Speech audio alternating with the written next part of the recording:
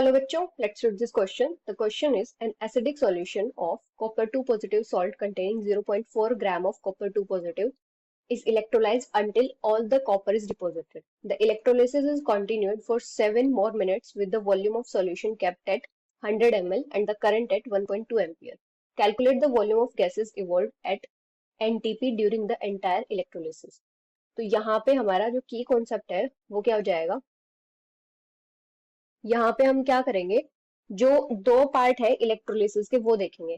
अगर हम बात करें पहले फर्स्ट पार्ट की, फॉर फर्स्ट पार्ट ऑफ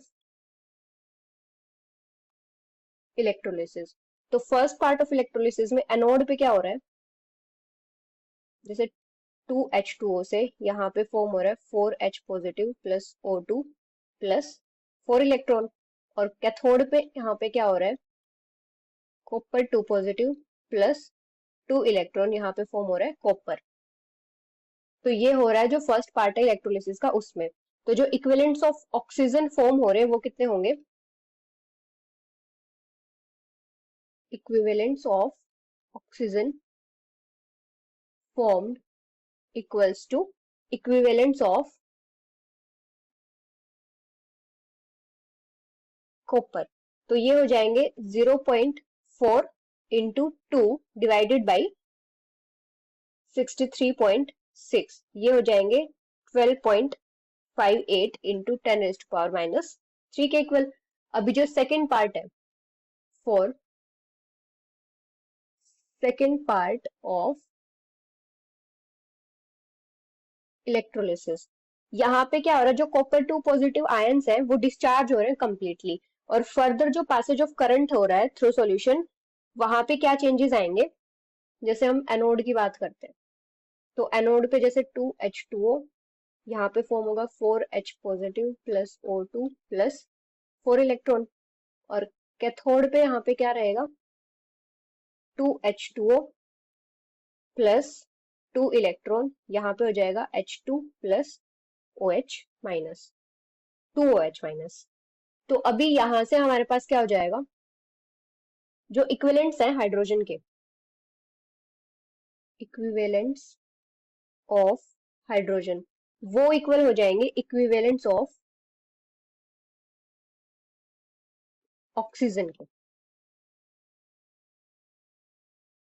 और ये जो इक्विवेलेंट्स ऑक्सीजन के किसके इक्वल हो जाएंगे, I into T upon 96500 Faraday's law. तो यहां से हमारे पास क्या आ जाएगा, करंट कितना है 1.2 इंटू 7 इंटू 60 डिवाइडेड बाई 96500, ये इक्वल हो जाएगा 5.22 इंटू 10⁻³ के इक्वल हो जाएगा। तो जो टोटल इक्विवेलेंट्स हैं ऑक्सीजन के, total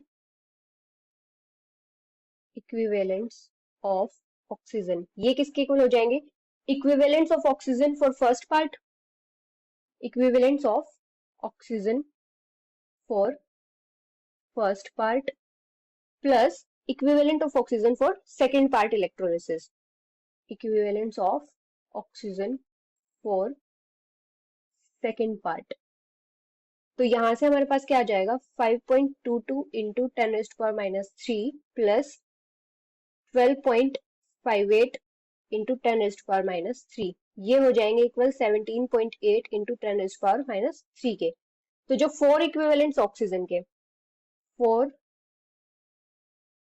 equivalents of oxygen at NTP normal temperature and pressure, ये हो जाएंगे 22.4 लीटर।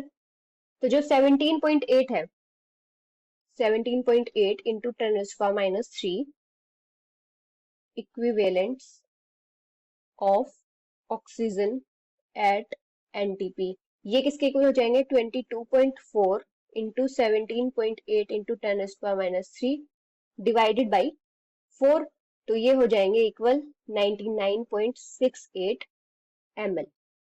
अभी जो इक्विवेलेंट्स है हाइड्रोजन के वो कितने हैं,